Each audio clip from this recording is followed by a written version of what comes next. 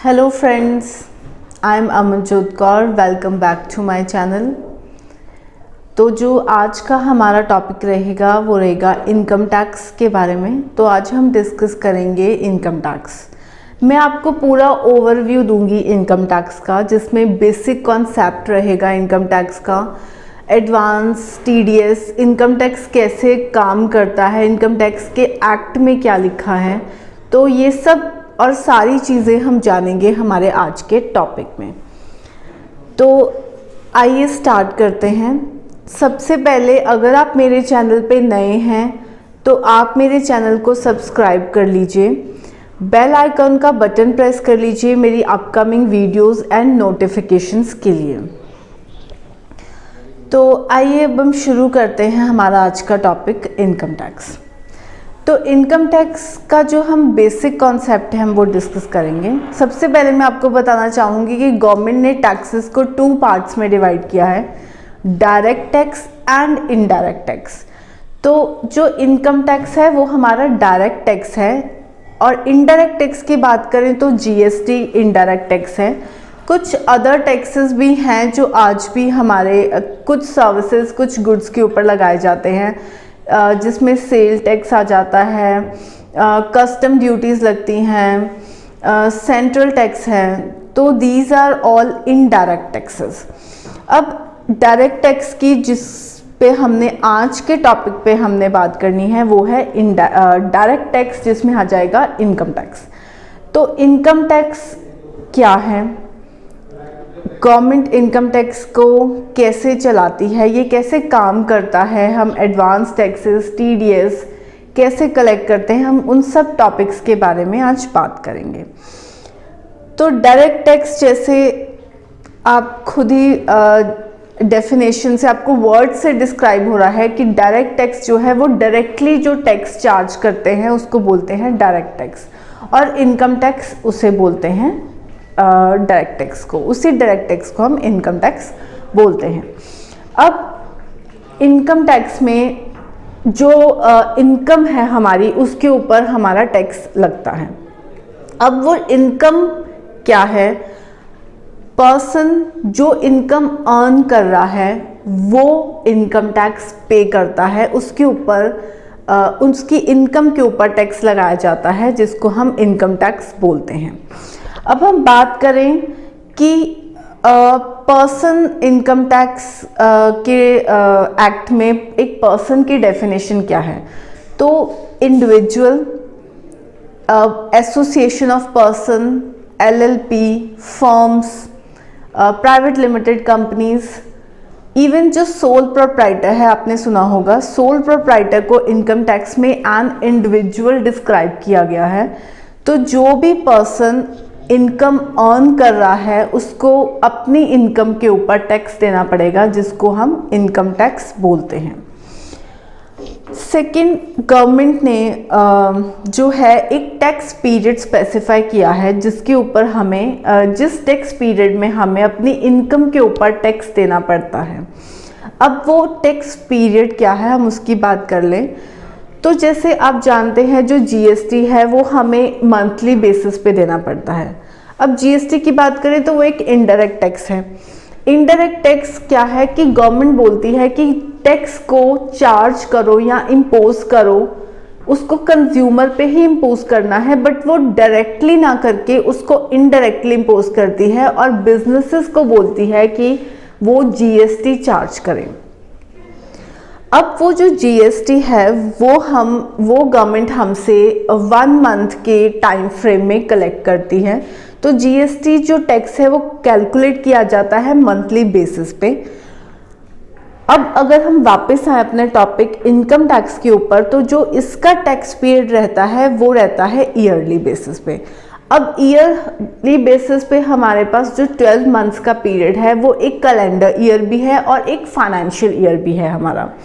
अब जो financial year है उसके according government income tax charge करती है। अब हम जान लेते हैं कि फाइनेंशियल ईयर क्या है हमारा। तो जो फाइनेंशियल ईयर है वो 1 अप्रैल से लेके 31 मार्च का पीरियड रहता है, उसको हम फाइनेंशियल ईयर बोलते हैं। और इस फाइनेंशियल ईयर में जो एक पर्सन अपनी इनकम अर्न करता है वो इसी पीरियड की इनकम पे अपना जो है वो टैक्स कैलकुलेट होता है और उसको हम इनकम टैक्स बोलते हैं। अगर हम बात करें कि जैसे कि आप सब जानते हैं कि जो फाइनेंशियल ईयर है, तो जो टैक्स पीरियड है दैट इज़ फाइनेंशियल ईयर जो गवर्नमेंट ने स्पेसिफाई किया है इनकम टैक्स को पे करने का, वो है 1 अप्रैल से लेके 31 मार्च का। जो ये 12 मंथ्स का पीरियड है, इसमें जो हम इनकम अर्न करेंगे, जो एक पर्सन इनकम अर्न करेगा, उसको अपनी उस इनकम के ऊपर जो टैक्स देना है हम उसको इनकम टैक्स बोलते हैं। अब हम बात कर लेते हैं कि ये टैक्स हमें किस financial year means assessment year में पे करना है। तो जो इनकम टैक्स मैं आपको एग्जांपल के वे से आपको थोड़ा सा डिस्क्राइब करूंगी कि जो फाइनेंशियल ईयर अगर हम बात करें 2021 की, अगर हमने कोई इनकम अपनी अर्न की है फाइनेंशियल ईयर 2021 में, तो हमें उसका tax assessment year means next financial year, जिसको इनकम टैक्स एक्ट में असेसमेंट ईयर बोला गया है, मींस 21-22 में उस टैक्स को हमें पे करना है। अब यहाँ आप असेसमेंट का मतलब समझें। असेसमेंट का मीन्स है असेस, मीन्स कैलकुलेट करना। अब जो हम टैक्स कैलकुलेट करेंगे और जो हम असेस करेंगे जिस ईयर में, वो उसको इनकम टैक्स में असेसमेंट ईयर बोला गया है और इसी असेसमेंट ईयर में हम अपने प्रीवियस फाइनेंशियल ईयर का टैक्स डिपॉजिट करवाएंगे इनकम टैक्स एक्ट में। तो ये था बेसिक जो कॉन्सेप्ट है इनकम टैक्स का, कि इनकम टैक्स को डायरेक्ट टैक्स क्यों बोला जाता है, इसका एक पीरियड स्पेसिफाइड है, और जो इनकम टैक्स एक्ट में एक पर्सन की डेफिनेशन क्या रहेगी। जैसे मैंने आपको बताया कि एक पर्सन एक इंडिविजुअल हो सकता है जिसको हम सोल प्रोप्राइटरी बोलते हैं, एक फर्म हो सकती है, एलएलपी हो सकती है, प्राइवेट लिमिटेड हो सकती है, एसोसिएशन ऑफ पर्संस हो सकते हैं। अब एक छोटा सा ब्रीफ मैं आपको दूंगी। हमने जो टॉपिक अब तक डिस्कस किया कि जो एक पर्सन जो इनकम अर्न कर रहा है और उसके ऊपर जो टैक्स बनेगा हम उसको इनकम टैक्स बोलेंगे, और उसको एक स्पेसिफाइड पीरियड में पे करना है इनकम टैक्स एक्ट में। तो उसके बाद मैं आपको बताऊंगी कि इनकम टैक्स एक्ट जो है वो 1961 में एग्जिस्टेंस में आया था, और इस इनकम टैक्स को किसने पास किया। अब जैसे जनरली हम किसी से पूछें एक लेमन लैंग्वेज में कि इनकम टैक्स एक्ट जो है वो कौन लेके आया, तो मेजॉरिटी ऑफ पर्सन्स पीपल बोलते हैं कि इसको गवर्नमेंट लेके आई है, बट नहीं। जो एक्ट्स हैं हमारे, जैसे इनकम टैक्स एक्ट है, जीएसटी एक्ट है, कंपनीज एक्ट है, तो ये सारे एक्ट्स जो हैं वो एक पार्लियामेंट में पास होते हैं। गवर्नमेंट तो एक जो प्रेजेंट पार्टीज है जो रूल करती हैं उनको हम गवर्नमेंट बोलते हैं, बट लेकिन जो एक्ट है वो पार्लियामेंट ही डिसाइड करती है। तो आइए अब हम आगे बढ़ते हैं। जैसे कि मैंने आपको बताया कि इनकम टैक्स एक्ट जो है वो कम इनटू एग्जिस्टेंस इन 1961। तो अब ये लॉ क्या कहता है हमें? ये लॉ कहता है कि हमें उस पर्सन से टैक्स चार्ज करना है जो एक इनकम अर्न कर रहा है एक स्पेसिफाइड पीरियड में, जिसे हम फाइनेंशियल ईयर कहते हैं। तो अब हम बात करेंगे इसमें सेक्शन 4 की, चार्ज ऑफ इनकम टैक्स। ये बहुत इंपॉर्टेंट सेक्शन है फ्रेंड्स इनकम टैक्स एक्ट का, जिस वजह से हम इनकम टैक्स चार्ज करते हैं वो यही सेक्शन है जो है सेक्शन 4। इस सेक्शन पे ही इनकम टैक्स इम्पोज किया जाता है। जो इनकम टैक्स के सब सेक्शंस हैं, जितने भी सारे हैं 298 इनकम टैक्स के जो सेक्शंस हैं वो सारे इस सेक्शन की वजह से ही इम्पोज हुए हैं। तो अब हम जान लेते हैं कि सेक्शन 4 इनकम टैक्स का क्या कहता है। तो मैं आपको एक डेफिनेशन सुनाऊंगी, उसके बाद हम इस डेफिनेशन को डिस्क्राइब करेंगे। तो tax shall be charged for any assessment year at the rate prescribed on the total income of the previous year of every person। अब आप समझिए, इसमें है tax shall be charged for any assessment year।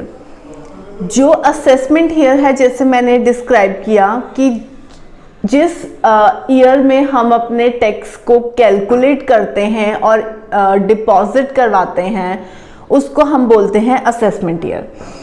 तो जो tax charge हुआ है assessment year में, मींस जो टैक्स हमने कैलकुलेट किया है असेसमेंट ईयर में एट अ प्रिस्क्राइब्ड रेट, जो रेट हमें इनकम टैक्स एक्ट में मेंशन है, उस रेट पे हमने जो टैक्स को एक असेसमेंट ईयर पे लगाया है, किसके ऊपर लगाया है? अपने टोटल इनकम के ऊपर। और जो टोटल इनकम के ऊपर हमने टैक्स लगाया है, कौन से ईयर का? अपने प्रीवियस ईयर का। कौन अर्न करता है उस इनकम को? पर्सन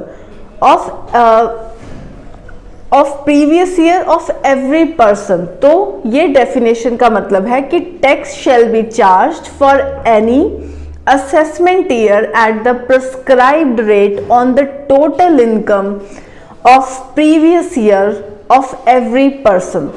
तो अब यहाँ जो असेसमेंट ईयर है उसको सेक्शन 2 सबसेक्शन 9 में इनकम टैक्स एक्ट में डिफाइन किया गया है। जो टोटल इनकम है उसको सेक्शन 2 सबसेक्शन 45 में डिस्क्राइब किया गया है। जो प्रीवियस ईयर है उसको सेक्शन 3 में डिस्क्राइब किया गया है, और जो पर्सन है उसको सेक्शन 2 सबसेक्शन 31 में डिस्क्राइब किया है। तो जैसे कि मैंने आपको पहले बताया कि पर्सन एक इंडिविजुअल भी हो सकता है, हिंदू अनडिवाइडेड फैमिली, कंपनी जिसमें प्राइवेट लिमिटेड LLPs आ जाती हैं, फर्म। ये पर्सन जो भी अपनी इनकम टोटल इनकम अर्न करेगा उसके ऊपर जो टैक्स लगाएगा असेसमेंट ईयर में, जिसको असेस करेगा उसको हम इनकम टैक्स बोलते हैं।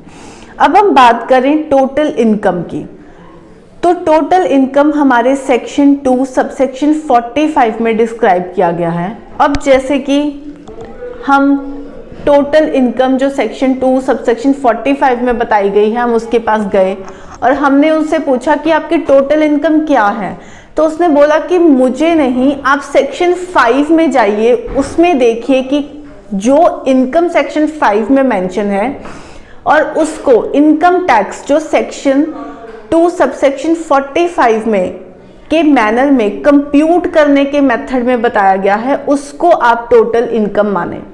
मींस जो इनकम सेक्शन 5 में डिस्क्राइब की है उस इनकम को हम इनकम टैक्स के मेथड से जिसको कंप्यूट करेंगे, उस इनकम को सेक्शन 2 सबसेक्शन 45 के इनकम टैक्स एक्ट में मेंशन किया है, उस इनकम पर हम अपना इनकम टैक्स कैलकुलेट करेंगे। तो ये है टोटल इनकम जिसको सेक्शन 2 सबसेक्शन 45 में डिस्क्राइब किया है। अब जो ये टोटल इनकम है इसको इनकम टैक्स ने 5 कैटेगरीज में कैटेगराइज किया है, जिसमें हमारे पास आ जाएगा सैलरी। अब ये सैलरी इनकम एक एम्प्लॉय और एम्प्लॉयर के रिलेशनशिप को डिफाइन करेगी, तो उसको हम अपनी सैलरी कैटेगरी में लेके आएंगे उस इनकम को। अगर कोई पर्सन कहीं जॉब कर रहा है तो उसको हम सैलरीड इनकम मानेंगे और उसको एक एम्प्लॉयर के रिलेशनशिप में इनकम टैक्स एक्ट में डिफाइन किया है। दूसरी इनकम की हम बात करें तो वो आ जाएगा हाउस प्रॉपर्टी से कोई इनकम। अगर कोई ओनर, कोई जिसका खुद का घर है, उससे वो रेंट अर्न कर रहा है, इनकम आ रही है उसको इन फॉर्म ऑफ रेंट, तो उसको हाउस प्रॉपर्टी में डिफाइन किया जाएगा। नेक्स्ट है, अगर कोई इनकम आपको बिजनेस से आ रही है या कोई प्रोफेशन से आ रही है, तो वो थर्ड कैटेगरी है इनकम टैक्स की, बिजनेस और प्रोफेशन। एंड फिफ्थ है कैपिटल गुड्स की कैटेगरी। अगर आप कोई कैपिटल गुड्स के थ्रू किसी इनकम को डिफाइन कर रहे हैं तो वो इनकम टैक्स एक्ट में कैपिटल गुड्स की कैटेगरी में आएगा। और फिफ्थ है अदर सोर्सेज। अगर कोई भी इनकम है जो इन 4 इनकम्स में नहीं है तो उसको फिफ्थ कैटेगरी में डिफाइन किया गया है इनकम टैक्स की, जिसको हम अदर सोर्सेज के हेड में लेके आए हैं। तो ये थी 5 कैटेगरीज जिसमें इनकम टैक्स ने जो पर्सन इनकम अर्न कर रहा है जिसके ऊपर टैक्स लगेगा उसको 5 कैटेगरीज में डिफाइन किया है।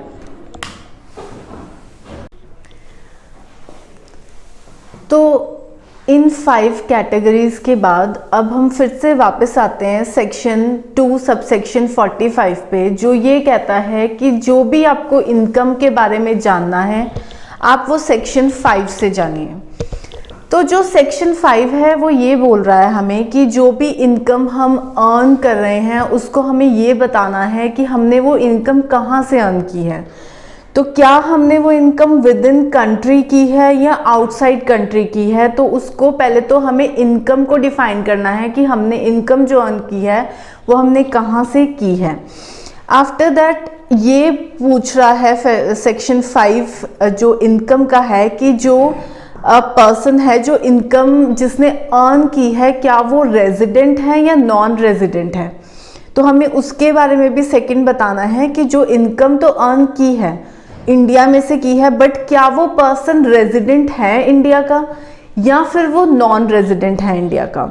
इसके बारे में हमें सेक्शन 5 में जो है इनकम को ये चीज़ बतानी है। उसके बाद अगर तो वो पर्सन जिसने इनकम अर्न की है इंडिया में with in the country means India हम जिसको मान के चल रहे हैं, तो वो इनकम को उस इनकम पे हम इनकम टैक्स बनेगा उसका, that is income taxable in India.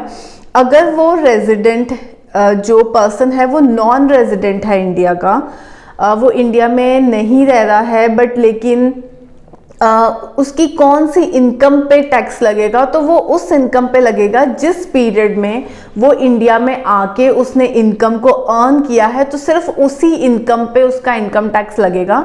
Otherwise उसकी किसी भी इनकम पे इनकम टैक्स इंडिया का एप्लीकेबल नहीं होगा।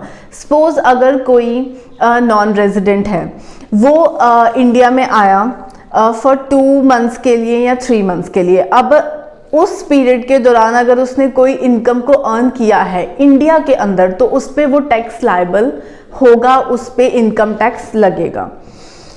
सो थर्ड जो सेक्शन 5 बोलता है कि रिसिप्ट्स, जितनी भी रिसिप्ट्स हैं उन सब पे इनकम टैक्स कैलकुलेट नहीं होगा, क्योंकि इनकम टैक्स एक्ट ये बोलता है कि not all receipts are income. हम अपनी सारी रिसिप्ट्स को ही इनकम नहीं मान सकते।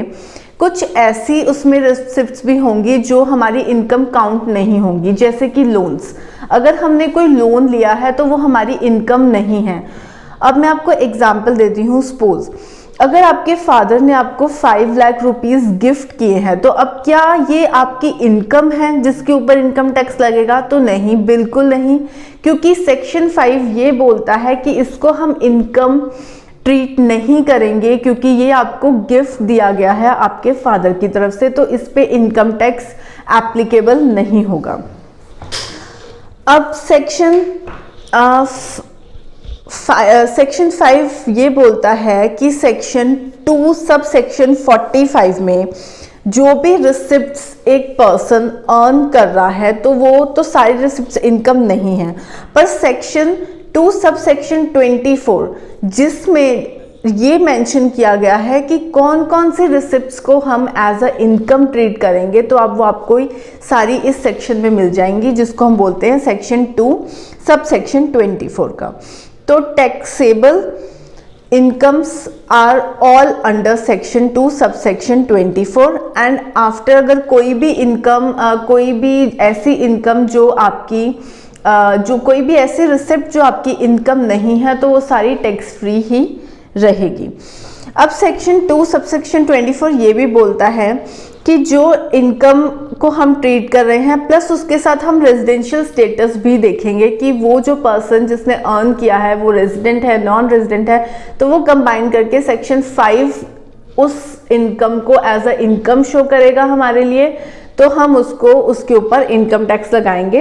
एज आई टोल्ड यू कि that tax shall be charged for any assessment year at the prescribed rate on the total income of the previous year of every person. तो इसी के साथ जो इस डेफिनेशन में टोटल इनकम है section 2 sub section 45 कह रहा है कि भाई सेक्शन 5 से पूछिए कि इनकम क्या है। तो सेक्शन 5 जो इनकम की डेफिनेशन दे रहा है कि income taxable in India and not taxable in India, वो 2 कैटेगरीज में इसको डिफाइन कर रहा है। अब जो इनकम टैक्सेबल इन इंडिया है उसने उसको 5 कैटेगरीज में एलोकेट किया है, जिसको मैंने आपको पहले भी बताया कि फर्स्ट कैटेगरी है सैलरी की, नेक्स्ट जो कैटेगरी वो है हाउस प्रॉपर्टी की, फिर है बिजनेस और प्रोफेशन से, then capital gain and then income from other sources. अब जो सैलरी है वो एम्प्लॉय एंड एम्प्लॉयर का रिलेशन बताती है, मैंने आपको पहले भी बताया, तो इसको हम सेक्शन 15 to 17 में पढ़ेंगे। देन हाउस प्रॉपर्टी की बात करें, जो ओनर मींस जो ओनर है प्रॉपर्टी का, अगर वो इनकम एज अ रेंट कमा रहा है, अर्न कर रहा है, तो वो हाउस प्रॉपर्टी में शो करेगा, जिसको हम सेक्शन 22 to 24 में पढ़ेंगे। देन बिजनेस और प्रोफेशन की बात करें तो हम इसको सेक्शन 28 to 44 DB में पढ़ेंगे एंड कैपिटल गेन को हम पढ़ेंगे सेक्शन 45 to 55 A में एंड अदर सोर्सेज के हम सेक्शन को सेक्शन 56 to 59 में पढ़ेंगे। अब हम फटाफट से स्टार्टिंग से थोड़ा सा इसको समझ लेते हैं कि अब तक हमने क्या समझा है इनकम टैक्स के बारे में।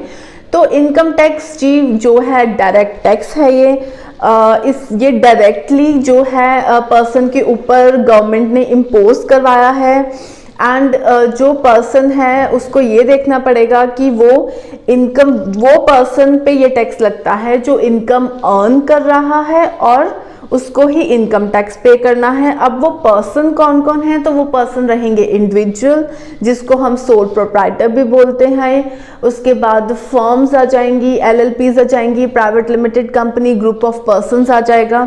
उसके बाद हमने डिस्कस किया कि जो टैक्स, जो इम्पोज हम पे टैक्स जो गवर्नमेंट लगाती है उसको हमें पे कब करना है या कौन से स्पेसिफाइड पीरियड में करना है। तो हमने टैक्स पीरियड के बारे में जाना कि एक फाइनेंशियल ईयर जो 1 अप्रैल 2021 या 20 लगा लीजिए टू 31 मार्च तक का एक फाइनेंशियल ईयर 12 मंथ्स का होता है, उसका जो टैक्स है हम असेसमेंट ईयर, दैट मीन्स उससे नेक्स्ट फाइनेंशियल ईयर में ही कंप्यूट करते हैं।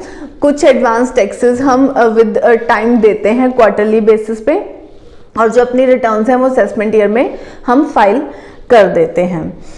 उसके बाद हमने जाना कि सेक्शन 4 क्या कहता है इनकम टैक्स का।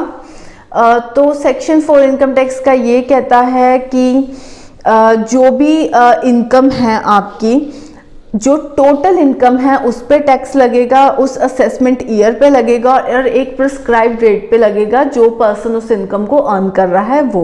उसके बाद हमने ये जाना कि असेसमेंट ईयर को सेक्शन 2 सबसेक्शन 9 में बताया गया है, प्रीवियस ईयर को सेक्शन 3 में बताया गया है, देन पर्सन को सेक्शन 2 सबसेक्शन 31 में डिस्क्राइब किया गया है एंड जो टोटल इनकम है उसको सेक्शन 2 सबसेक्शन 45 में डिस्क्राइब किया गया है।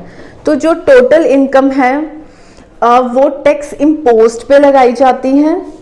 जो हमें जो टोटल इनकम का सेक्शन है सेक्शन 2 सबसेक्शन 45 वो ये बोलता है कि आपको जो भी इनकम की इंफॉर्मेशन है वो सेक्शन 5 ही प्रोवाइड करेगा। उसके बाद सेक्शन 5 ने हमें बताया कि कौन कौन सी इनकम है जो टैक्सेबल रहेंगी। वो रहेगा कि इनकम हमने कहाँ से अर्न की है, विद इन द कंट्री और आउटसाइड द कंट्री, और उसके बाद क्या हमारा रेजिडेंट स्टेटस था उस इनकम को अर्न करने का, क्या हम रेजिडेंट थे इंडिया के या हम नॉन रेजिडेंट थे इंडिया के, ये डिस्क्राइब करेगा। और कौन सी इनकम्स रहेंगी, कौन सी, क्या सारी रिसिप्ट्स रहेंगी, तो नहीं, सेक्शन 5 ने बोला है कि not all receipts are income. Income tax ने ये डिस्क्राइब किया है कि सारी की सारी रिसिप्ट्स इनकम नहीं मेंशन होती। अगर कोई लोन लिया है हमने या हमें किसी से गिफ्ट मिला है तो हम उसको इनकम डिस्क्राइब नहीं करेंगे। तो ये था ब्रीफ जो मैंने आपको अब तक का बताया, जो अब तक हम स्टडी कर चुके हैं कि हमें सेक्शन 5 क्या कहता है। उसके बाद हमने उसको 5 कैटेगरीज में एलोकेट भी किया है कि सैलरी क्या है, उसके बाद हाउस प्रॉपर्टी से जो इनकम है, देन बिजनेस और प्रोफेशन से जो इनकम है, देन उसके बाद capital gains and other sources की इनकम्स जो हैं वो सेक्शन 5 ने अपने इनकम में ट्रीट किया है, जिसके ऊपर हम टैक्स लगाते हैं, जो इनकम टैक्स एक्ट 1961 में एप्लीकेबल है। तो आइए वापस आ जाते हैं हम अपने एलोकेशन ऑफ इनकम्स पे, जो मैंने आपको बताया, जिसको हम अब ब्रीफ में एक्सप्लेन करूँगी मैं आपको, कि वो सेक्शन 14 के अंदर आती हैं क्लासिफिकेशन ऑफ इनकम्स, जो मैंने आपको बताया कि 5 हेड्स में इसको एलोकेट किया है। तो जैसे सैलरी हो गया, हाउस प्रॉपर्टी हो गया, कैपिटल गेन हो गया, इनकम फ्रॉम बिजनेस और profession, and then income from other sources. अब इन सब इनकम्स की एलोकेशन के साथ गवर्नमेंट ने हमें कुछ एग्जाम्पशंस भी दी हैं सेक्शन 10 के अंडर। तो अब ये इनकम तो हमने डिफाइन कर ली, उसके बाद हम इस इनकम के साथ अपनी एग्जाम्पशंस को भी जो गवर्नमेंट ने बोला है कि कुछ ऐसी रिसिप्ट्स हैं जो हम एग्जम्प्ट करते हैं। तो वो कौन सी ऐसे 3 ऑप्शंस हैं रिसिप्ट्स के, हम उनको भी देख लेते हैं, जो गवर्नमेंट हमें बोलती है कि वो एग्जम्प्टेड है अंडर सेक्शन 10 और वो टैक्स फ्री है, उसके ऊपर कोई भी टैक्स नहीं लगेगा। ऐसी कौन सी इनकम्स हैं उसके बारे में मैं आपको बताऊंगी। तो जो फर्स्ट है वो रिसिप्ट्स जो सेक्शन 2 सबसेक्शन 24 के अंडर जिनको हम इनकम ट्रीट नहीं करते हैं, वो आ जाएंगी receipts which are not incomes. Then second है receipts which are income but exempted, किसके अंडर? सेक्शन 5 एंड DTAA के अंदर, जो टैक्सेबल नहीं है इंडिया में। अब DTAA क्या है आप इसको समझें। DTAA एक एग्रीमेंट है, इसको हम फुल फॉर्म में बोलते हैं डबल टैक्सेशन अवॉइडेड एग्रीमेंट। अगर सपोज अब कोई इंडिविजुअल है, वो इंडिया में भी अर्न कर रहा है एंड आउट ऑफ इंडिया भी अर्न कर रहा है, तो उसकी इनकम जो है वो 2 कंट्रीज से हो रही है। इन दैट केस अब क्या ये क्वेश्चन उठता है कि क्या उसकी इनकम जो है वो टैक्सेबल रहेगी इन बोथ द कंट्रीज। अब जो अगर वो इंडिया का रेजिडेंट है, तो जो इंडिया में कमाई हुई इनकम है उस पर तो इंडियन गवर्नमेंट उससे टैक्स लेगी ही। अब अगर उसने इनकम, अगर वो 2 हफ्तों के लिए या 2 महीनों के लिए वो आउट ऑफ कंट्री गया है, सपोज वो डॉक्टर है, वो लॉयर है, कोई अपना सेमिनार देने गया है, तो अब उस सेमिनार के बिहाफ पे जो उसने इनकम अर्न की फ्रॉम अदर कंट्री, अब क्या वो इंडिया उसके ऊपर टैक्स लगाएगी? This is the question. अब वो उस इनकम पे इंडिया टैक्स नहीं लगाएगी, क्योंकि वो इनकम तो उसने अदर कंट्री में अर्न की है। वो जो अदर कंट्री वाले हैं वो उस इनकम पे टैक्स लगाएंगे। अब देखा जाए तो उसकी दोनों इनकम्स पे टैक्स लग रहा है। अगर वो इंडिया में है तो भी जो इंडियन इनकम उसने अर्न की है उस पे ऊपर उसने टैक्स देना है। अब जो वो अपनी बाहर से कमा के आया है उस इनकम के ऊपर भी उसको टैक्स देना है।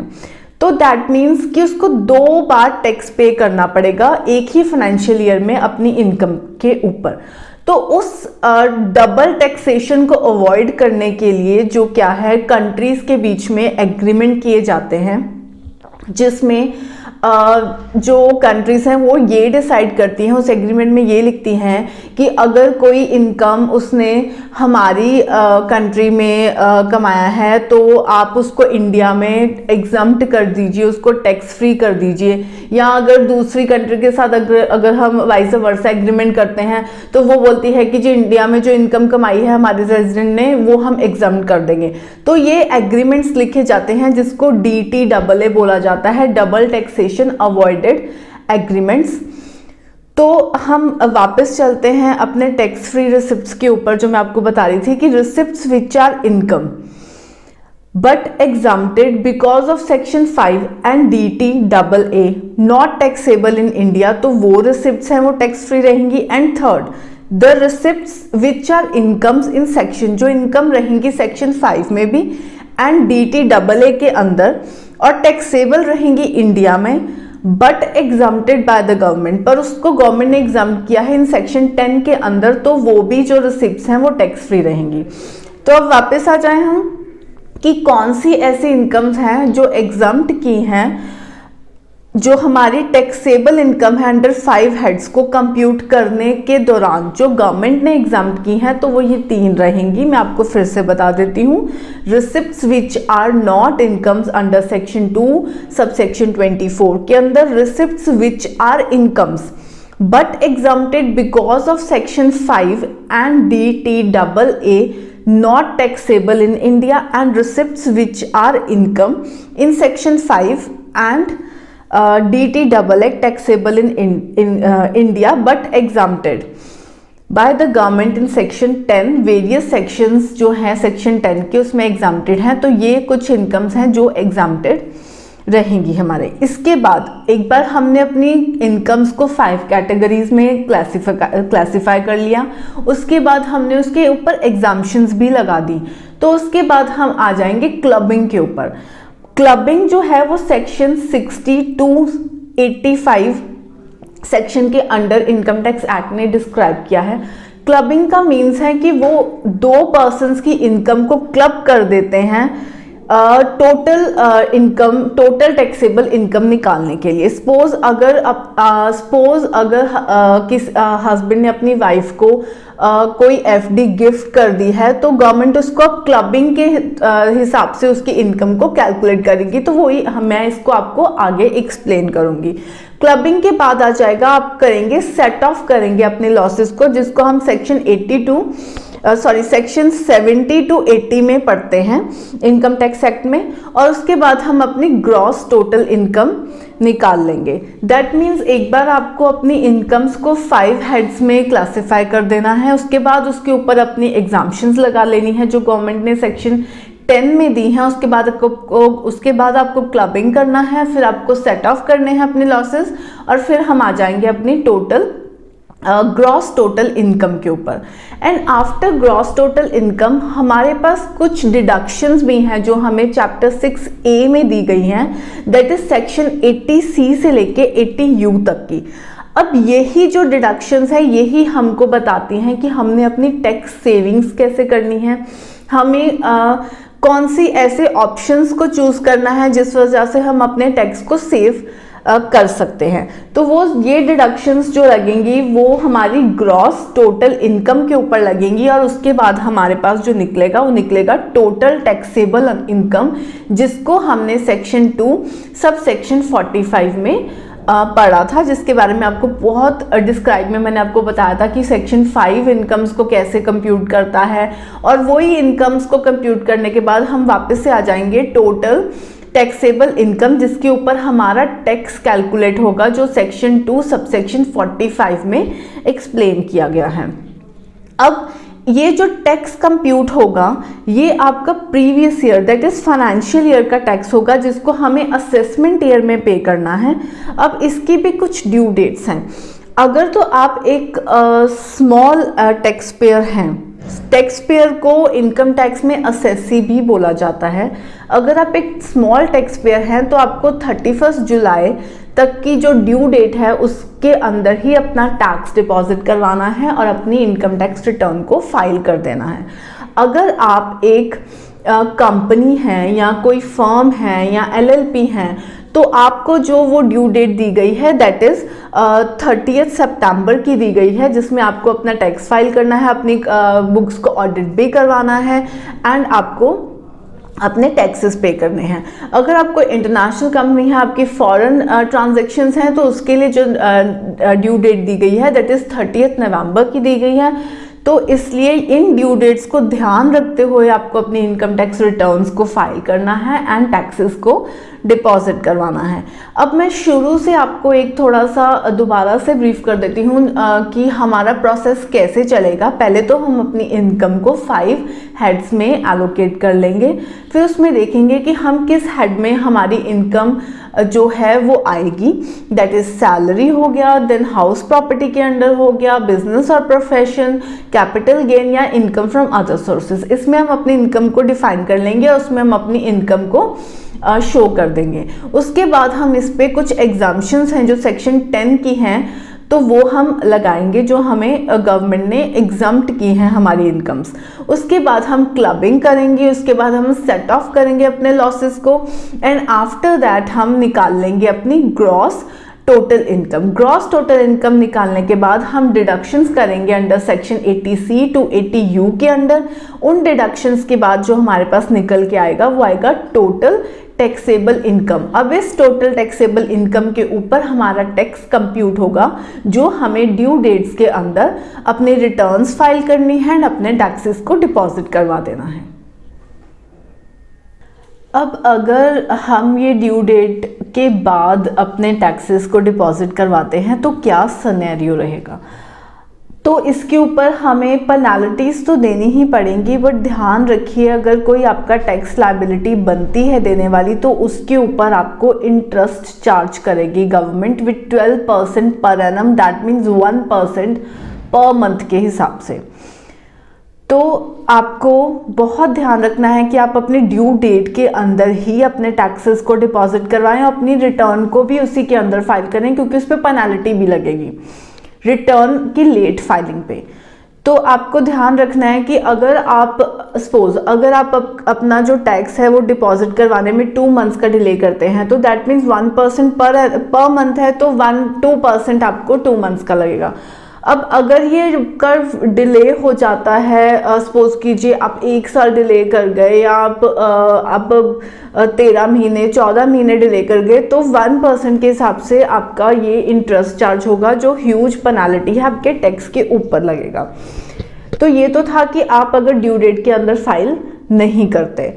अब आप एक चीज़ और ध्यान रखिए कि आपको असेसमेंट ईयर जैसे कि मैंने आपको पहले भी बताया कि असेसमेंट ईयर वो ईयर है जिसमें आपका प्रीवियस ईयर दैट मीन्स जो फाइनेंशियल ईयर निकल गया है उसका टैक्स कंप्यूट होगा और उसी की रिटर्न जाएगी। तो आपको उस असेसमेंट ईयर में क्या करना है, ड्यूरिंग दैट असेसमेंट ईयर आपको कौन सी 3 ऐसी चीज़ें करनी हैं जो आपको इनकम टैक्स में फाइलिंग में, रिटर्न की और डिपॉजिट में हेल्प करेंगे। तो सबसे पहले जी आपको कंप्यूट करना है टोटल टैक्सेबल इनकम को और टैक्स लायबिलिटी को, जो हमने जाना कि कैसे कंप्यूट करेंगे। 5 हेड्स जो एलोकेट किए हैं, एग्जाम्पशंस, देन उस पर क्लबिंग करेंगे, उसका सेट ऑफ करेंगे लॉसेस को, डिडक्शंस को माइनस करेंगे और हमारी जो है टोटल टैक्सेबल इनकम निकल आएगी। तो उसकी टोटल टैक्सेबल इनकम की कंप्यूटेशन करनी है और हमें टैक्स लायबिलिटी देखनी है अपनी कितनी है। उसके बाद हमें पेमेंट करनी है, मेन पार्ट है जो हमें पेमेंट करना है, अपने जो हमारा टैक्स ड्यू है उसकी पेमेंट करनी है। अब ये पेमेंट आप कैसे कर सकते हैं, आप इसको 2 वेज में कर सकते हैं, आप मैनुअली भी कर सकते हैं और आप ऑनलाइन भी कर सकते हैं। अब आप कैसे करेंगे, सपोज अगर आपका 15 लाख की आपकी इनकम है, सपोज कीजिए उस पर 2 लाख का आपका इनकम टैक्स बन गया है।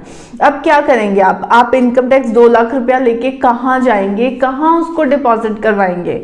तो हमारे जो बैंक्स हैं, सब बैंक्स में ये ऑथराइजेशन दी गई है कि वो हम अपना इनकम टैक्स डिपॉजिट करवा सकते हैं।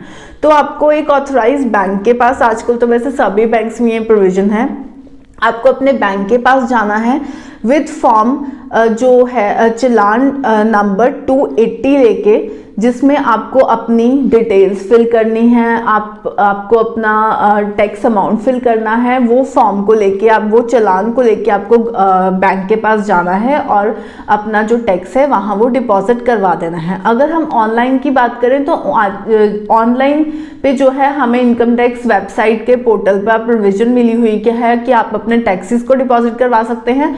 वहाँ पे भी आपको चालान नंबर 280 मिलेगा, जहाँ पे आपने अपने डिटेल्स फाइल करके अपना पैन नंबर देके और आपने अपना टैक्स डिपॉजिट करवा लेना है। तो ये बात हमने कर ली पेमेंट ऑफ टैक्स जो ड्यू है उसकी।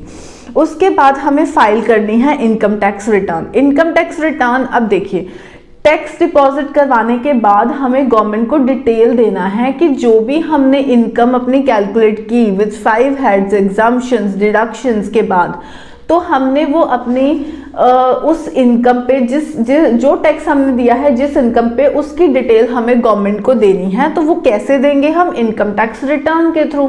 तो इनकम टैक्स रिटर्न जो है वो एक फॉर्म है जिसमें असेसी की डिटेल्स आ जाएंगी, total income and tax liability आ जाएगी जो हमने कंप्यूट की है, और डिटेल आ जाएगी कि हमने जो इनकम टैक्स की पेमेंट की है वो हमने कैसे की है। अब इसके साथ में आपको एक चीज बता दूं, हमने फर्स्ट पॉइंट में टैक्स लायबिलिटी कंप्यूट की और सेकंड पॉइंट में हम टैक्स ड्यू पे कर रहे हैं। अब tax liability and tax due क्या है? तो टैक्स लायबिलिटी, सपोज कीजिए आपकी सारी इनकम को कंप्यूट करने के बाद जो टैक्स निकला है बन के वो है 90,000 का। अब जो टैक्स ड्यू है वो था आपका 40,000 का। अब पॉइंट ये है कि लायबिलिटी तो हमारी 90,000 की थी, तो पर टैक्स ड्यू 40,000 कैसे निकला? तो अब यहाँ हम बात करेंगे टीडीएस की। जो टीडीएस आपने सुना होगा, टीडीएस बोलते हैं tax deducted at source. Means अगर किसी से आपको सैलरी आ रही है या कोई इनकम आ रही है बिजनेस के अंदर और वो उस पर आप जो आपका एम्प्लॉयर है या जो आपका क्लाइंट है वो उस पर आपका टीडीएस उसी टाइम उसने डिडक्ट कर लिया जिस टाइम आपको पेमेंट दी है। अब उस अमाउंट को हम टीडीएस बोलेंगे, जिसको हम अपनी इनकम टैक्स में एडजस्ट करेंगे कि टीडीएस हमको हमारा इनकम का कुछ पार्ट जो है हमने एज अ टैक्स पहले से ही उन्होंने हमारा काट लिया टीडीएस की फॉर्म में और वो डिपॉजिट हम करा चुके हैं। इस वजह से जो टैक्स लायबिलिटी है वो हमारी 90,000 है और जो टैक्स ड्यू है टीडीएस माइनस करके मींस 50,000 हमें गवर्नमेंट को ऑलरेडी टैक्स दे चुके हैं हम सेम फाइनेंशियल ईयर में। तो जो टैक्स ड्यू बन गया दैट इज 40,000, हमें 40,000 ही सिर्फ डिपॉजिट करवाना है। तो इसलिए tax liability and tax due का डिफरेंस ये है। आफ्टर दैट अब टीडीएस के साथ साथ एक टीसीएस भी होता है जिसको हम टैक्स कलेक्टेड एट सोर्स बोलते हैं। सपोज आपने कोई गाड़ी परचेज की है जिसकी अमाउंट 10 लाख से अबव है।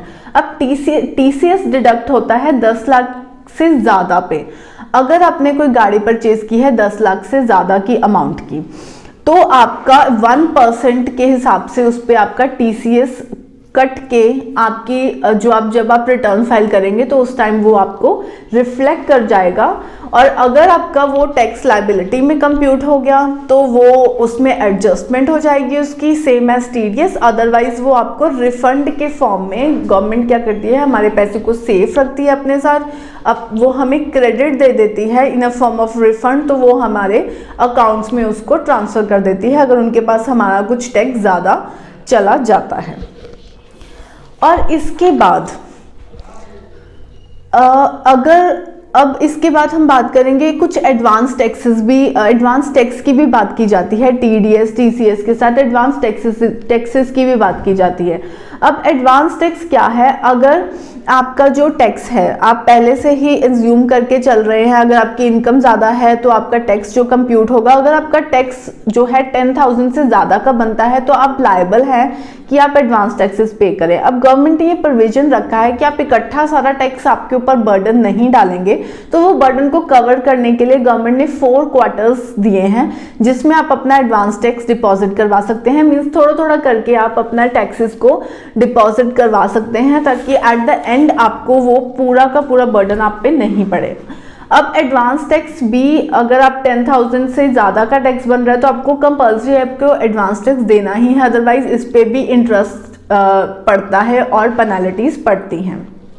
अब जो हमने लास्ट में बात की कि total income tax payment, detail of income tax payment भी देना है।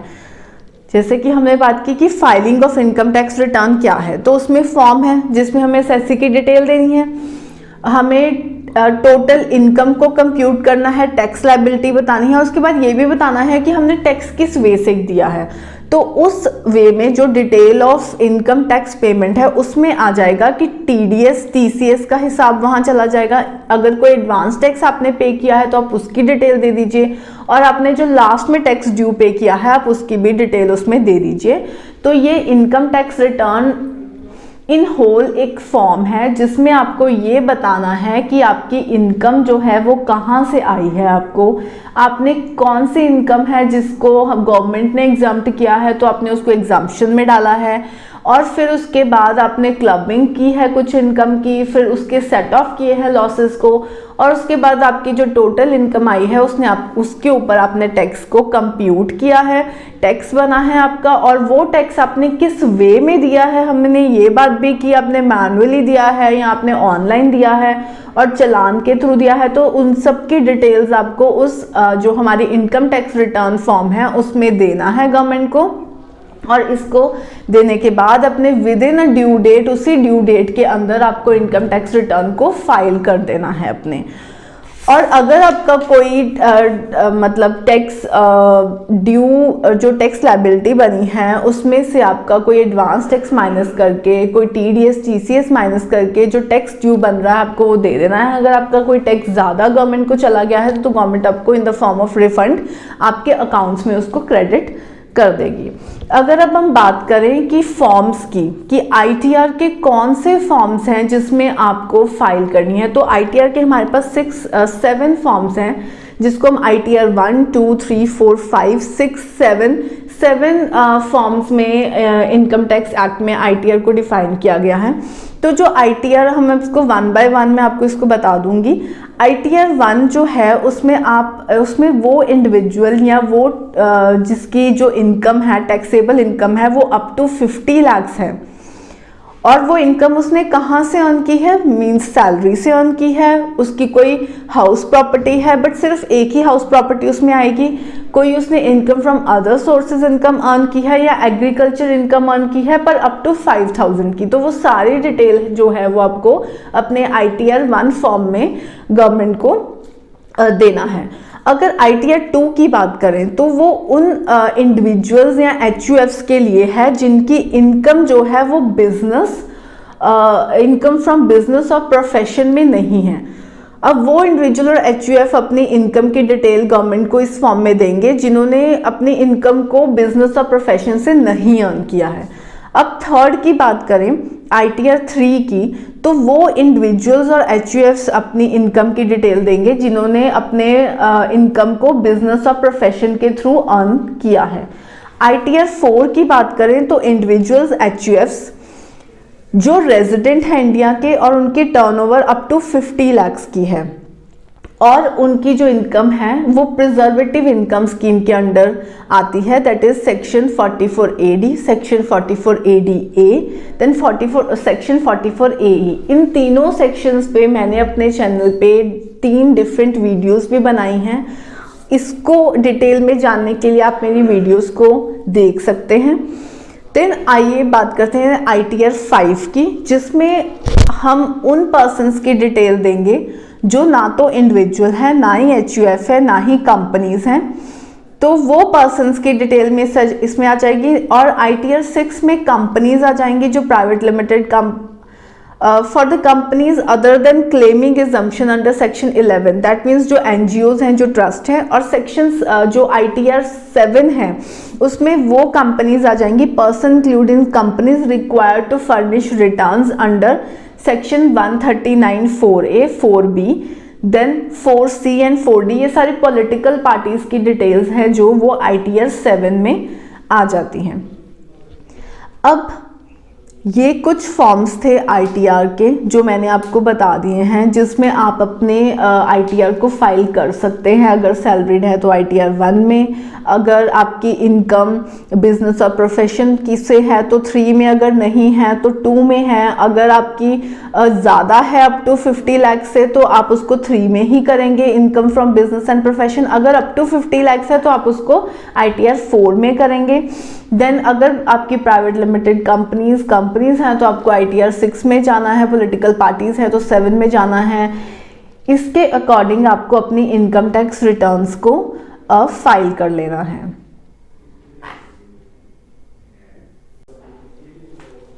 तो इसी के साथ मैंने आपको पूरा ओवरव्यू दे दिया है एक इनकम टैक्स के ऊपर कि इनकम टैक्स वर्क कैसे करता है। यस, स्लैब्स के बारे में जो इनकम टैक्स रेट्स हमने बोले थे कि गवर्नमेंट डिसाइड करती है, वो एवरी फाइनेंशियल ईयर में बजट के थ्रू हमारे पास आते हैं, जिसमें स्लैब्स डिफाइन करते हैं 5%, 20%, 30% की स्लैब। तो ये मैं अपने लिंक में दे दूंगी आपके लिए। तो आइए अब हम एक जान लेते हैं ओवरव्यू कि हमने क्या क्या टॉपिक कौन कौन सी चीज़ों पे बात की थी। तो स्टार्टिंग से हम देखें तो हमने बेसिक कॉन्सेप्ट देखा था कि डायरेक्ट टैक्स क्या है, इनडायरेक्ट टैक्स क्या है। इनकम टैक्स जो है वो डायरेक्ट टैक्स है। उसके बाद इनकम इनकम टैक्स में पर्सन का मतलब क्या है, तो पर्सन का मतलब हमने डिफाइन किया कि प्राइवेट लिमिटेड है, एचयूएफ है, सोल प्रोप्राइटर है जिसको हम इंडिविजुअल बोलते हैं, देन कंपनीज है, एसोसिएशन ऑफ पर्संस है, और वो जो इनकम कमाते हैं उसके ऊपर ही टैक्स लगता है। उसके बाद हमने टैक्स पीरियड के बारे में बात की कि टैक्स पीरियड जो गवर्नमेंट हमें डिफाइन करती है, एक तो कैलेंडर ईयर होता है, एक फाइनेंशियल ईयर होता है, तो हम जो अपना टैक्स देते हैं वो अकॉर्डिंग टू फाइनेंशियल ईयर देते हैं, दैट इज़ 1 अप्रैल टू 31 मार्च तक का। उसके बाद हमने असेसमेंट ईयर के बारे में बात की कि फाइनेंशियल ईयर का जो हमारा टैक्स बनेगा हमें उसको अपने असेसमेंट ईयर में देना है और हमारी रिटर्न भी असेसमेंट ईयर में ही जाएगी। उसके बाद हमने बात की कि असेसमेंट किसको बोलते हैं, तो असेसमेंट का मतलब है कि कंप्यूट करना, असेस करना, तो इसलिए उसको असेसमेंट ईयर का नाम दिया गया है।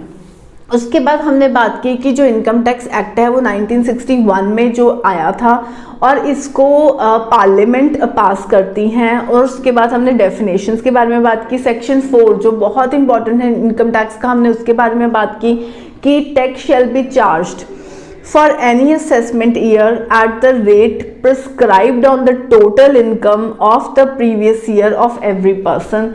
हमने डेफिनेशंस जानी इनकम टैक्स की। उसके बाद असेसमेंट ईयर कौन से सेक्शंस में आते हैं, section 2 subsection 9 total income, section 2 subsection 45, then previous year section 3 में आता है, पर्सन हम इस सेक्शन 2 सबसेक्शन 31 में बात करते हैं। उसके बाद हमने टोटल इनकम के बारे में बात की जो मेन मोस्ट इम्पॉर्टेंट चीज़ थी हमारे टॉपिक की, दैट इज सेक्शन 2 सबसेक्शन 45 में कौन सी इनकम्स आती हैं, कौन सी रिसिप्ट्स हैं जो हैं जिससे हम अपनी टोटल इनकम जिससे हम अपना टैक्सेबल अमाउंट टैक्स कंप्यूट करते हैं। उसके बाद हमने 5 कैटेगरीज के बारे में, क्लासिफिकेशंस के बारे में बात की इनकम टैक्स की, उसके सेक्शंस को जाना, हमने DTAA के बारे में जाना। उसके बाद हमने जाना कि ये जो इनकम टैक्स है वो वर्क कैसे करता है, कैसे हम अपना टैक्स कंप्यूट करते हैं। तो क्लासिफिकेशंस मैंने आपको दी 5, जिसमें मैंने आपको बताया कि सैलरी है, हाउस प्रॉपर्टी से हमारे पास इनकम आती है, बिजनेस और प्रोफेशन से हम अर्न करते हैं, कुछ कैपिटल गेन से या इनकम फ्रॉम अदर सोर्सेज से हम इनकम को अर्न करते हैं। फिर हम ये देखते हैं कि वो इनकम्स कहीं हमारे एग्जम्पशन इनकम्स में तो नहीं आ रही जो हमें गवर्नमेंट ने प्रोवाइड की हैं। उसमें हमने 3 ऑप्शंस में काम किया कि जो सारी रिसिप्ट्स हैं वो इनकम्स नहीं होती हैं अकॉर्डिंग टू सेक्शन 2 सबसेक्शन 24, और वो रिसिप्ट्स जो हमने इंडिया जो टैक्सेबल नहीं है इंडिया में किस वजह से, सेक्शन 5 एंड DTAA के अकॉर्डिंग, या फिर वो रिसिप्ट्स जो इनकम है अंडर सेक्शन 5 एंड DTAA और टैक्सेबल इंडिया में, बट गवर्नमेंट ने सेक्शन 10 दैट इज एग्जाम्पशन में उसको एग्जम्प्ट किया हुआ है, तो उन पे हमने बात की। उसके बाद हमने क्लबिंग पे बात की कि कुछ इनकम्स जो हैं एक पर्सन और दूसरे पर्सन की, 2 पर्सन्स की इनकम्स को क्लब करके गवर्नमेंट लेती है। हमने सेट ऑफ लॉसेस के बारे में बात की। फिर हमने उसके बाद ग्रॉस टोटल इनकम निकाली, और फिर हमने चैप्टर 6A जो सेक्शन 80C to 80U के बारे में बात की हमने। मैं इस पे एक डिटेल्ड वीडियो ज़रूर बनाऊंगी जिसमें मैं आपको बताऊंगी सेक्शन 80C से लेके 80U तक की कौन सी ऐसी डिडक्शंस हैं और उन डिडक्शंस में कौन कौन आता है। तो उसके लिए मैं एक डिटेल वीडियो ज़रूर अपने चैनल पे आप सबके लिए डालूंगी। उसके बाद हमने टोटल इनकम निकाल ली। अब हमने टोटल इनकम पे अपना टैक्स कंप्यूट कर लिया। टैक्स कंप्यूट कैसे करते हैं, कौन सी स्लैब्स लगती हैं, क्या फॉर्मूला है, मैं उस पर भी एक वीडियो ज़रूर डिटेल में बनाऊंगी। जो हमारा टैक्स कंप्यूट है वो previous year that is financial year का आ गया, उसको हमें असेसमेंट ईयर में पे करना है। फिर हमने बात की कि कौन सी ड्यू डेट्स पे इन टैक्सेस को हमें डिपॉजिट करवाना है अगर हम स्मॉल असेसी हैं, स्मॉल टैक्स पेयर हैं। फिर हमने ये भी बात की कि टैक्स पेयर को इन इनकम टैक्स असेसी बोला जाता है, और जो स्मॉल टैक्स पेयर्स हैं वो एक 31 जुलाई की डेट है हमारे पास, उससे पहले अपने टैक्सेस को और रिटर्न्स को फाइल करते हैं।